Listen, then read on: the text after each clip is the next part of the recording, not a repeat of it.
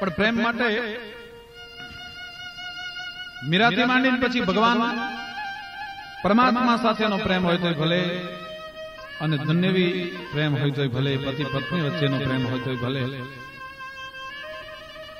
પણ બહુ સરસ વાત પ્રવીણ સાગરમાં કરી છે કે પાણી કે જંતુ કહા પહેચાનત દિશા में कहीं तप की गर्दी की અને કાયર કોન કછું પરી है कल सूरन को सुधी है मर्दी की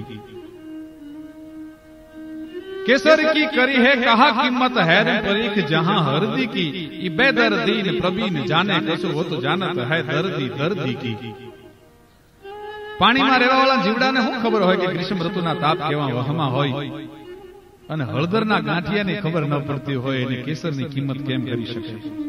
કેસર કો કરી હે કહા કિંમત હે ને પરી જહાં હરદી કી એમ બે દર્દી ને પ્રબીન લહે કછુ વો તો જાનત હે દર્દી દર્દી કી.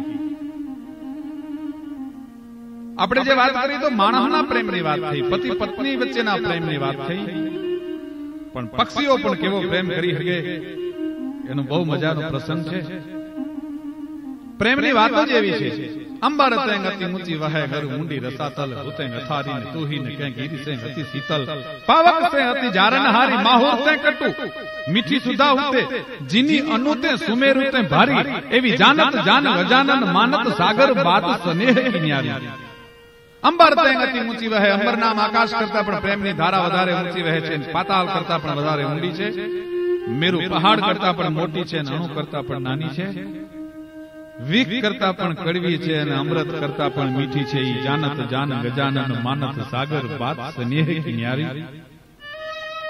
સ્નેહની વાત, પક્ષીનો પ્રેમ. ચકોર અને ચંદ્રમાની વાત છે. ચકોરી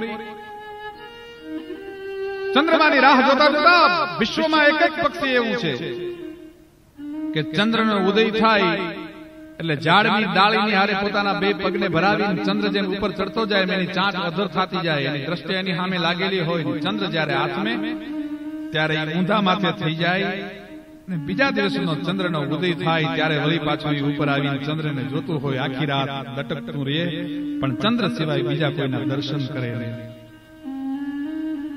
એ ચકોરિયા રાહ જોતા જોતા જોતા જોતા જોતા જોતા એક દિવસ એવો આવ્યો, ચકોરીને એમ થયું હવે કદાચ ચંદ્રનું મિલન મને નહીં થાય, આજ મળે કાલ મળે આજ મળે કાલ મળે, જાંજવાના જળની ક્યાં સુધી વાતો જોવાય. એક દિવસ ચકોરીને એમ થયું કે હવે નહીં મળે. પ્રેમ એટલો બધો હતો, ચકોરીએ હિમાલયના જંગલના રસ્તે બળી મરવાનું નક્કી કર્યું. એ ચાંચે ચાંચે જી તો ગીંધણા લાવી, રાત દિવસ જે દોડી, છેવટે મૂક્યો જેમાં એ જેને એક જીંગાલો મને આજ હેતે પ્રગટાવી, હોલી બોલે છે આજ સ્નેહના કારણે ચકોરી. હોલી પ્રગટાવી, ચાંચે ચાંચે ઈંધણા લાવી, એક અંગારો લાવી અંદર મૂકી દીધો, ઝાડ ઝાડ ઝાડ ઝાડ ઝાડ અગ્નિની ઝાડ લાગવા માંડી. એ જેને પ્રેમના રે બાણ લાગ્યા એને કાયાની કિંમત કોડી, દેહમાં ટૂંકી એ આતમ પાણી પછી નાખ્યા છે એને જોને ઢોલી રે બોલે છે આજ સ્નેહના કારણે ચકોરી.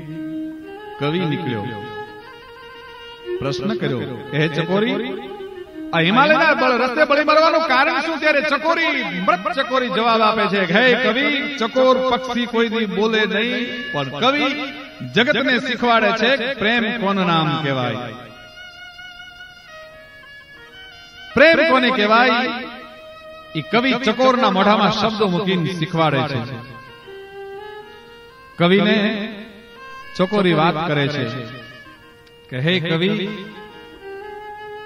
એક કોકદી ગહિયા રે શિવ નીકળશે ઉમિયા પતિ રે ઘોરી. હે કવિ કોકદી અહીંયા ભગવાન ભોળોનાથ સદાશિવ ભગવાન શંકર નીકળશે, ડમરૂ વગાડતો વગાડતો ટીમ ટીમાક ટીમ ટીમાક ટીમ ટીમાક ટીમ ટીમાક ડમરૂના તાલે નાચતો નાચતો દાદો અહીંથી નીકળે મારા ભસ્મની ઢગલી જો એ ભગવાન શિવને ભસ્મ બહુ પ્રિય છે અને મારા બળી ગયેલા શરીરની રાખને શિવ જોવે પોતાના શરીર ઉપર લગાડવા માંડે ત્યારે સૌપ્રથમ શિવ ભસ્મ એના કપાળે લગાડશે અને શિવના કપાળે હંમેશા બીજનો ચંદ્રમા બિરાજતો હોય છે. મારી ભસ્મને પણ ત્યાં જો મારા પિયુનું મિલન થશે ને તો મર્યા પછી પણ મારા જાતને હું ધન્ય માનીશ.